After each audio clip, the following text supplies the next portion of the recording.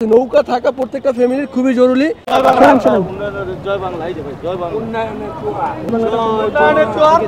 দোকান ভিতরে আছে নাকি?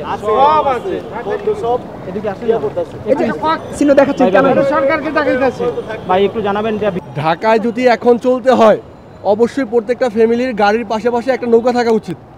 নৌকা ছাড়া অন্তপক্ষে বৃষ্টির সিজনে পুরোপুরি হচ্ছে অচল ঢাকা।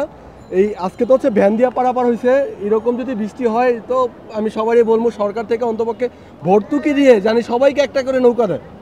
ঠিক আছে, নৌকা থাকা প্রত্যেকটা ফ্যামিলির খুবই জরুরি। যার বাস্তব পরিবেশ হচ্ছে আপনার ওই হচ্ছে যে ঢাকা নিউ মার্কেট এলাকা। ঢাকা নিউ মার্কেট এলাকা হচ্ছে বাংলাদেশের অন্যতম একটা জায়গা।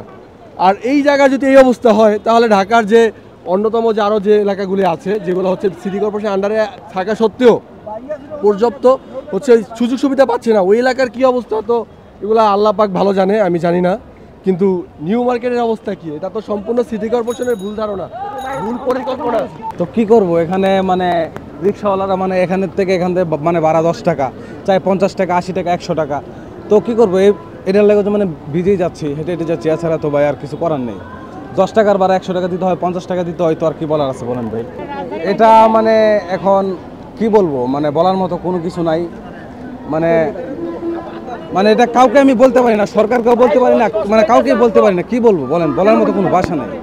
মানে এখানে মানে রাস্তাঘাট মানে যেভাবে দিয়ে মানে এখান থেকে ওদিক দিয়ে পানি আসে, তো ভাই বলার মতো আর কোনো কিছু নাই। আমি আর কিছু বলতে চাই না ভাই, মানে অনেক কষ্ট লাগতেছে, তো মানে আর আমি কোনো কিছু বলতে চাই না। ঠিক আছে, কষ্ট কেন? কষ্ট হয় যে মানে রাস্তাঘাটে আমি আসছিলাম একটা কাজে, কিন্তু মানে আসিয়ে দেখি মানে কাজটা মানে করতে পারলাম না পানির জন্য, তো এটা কাকে বলবো।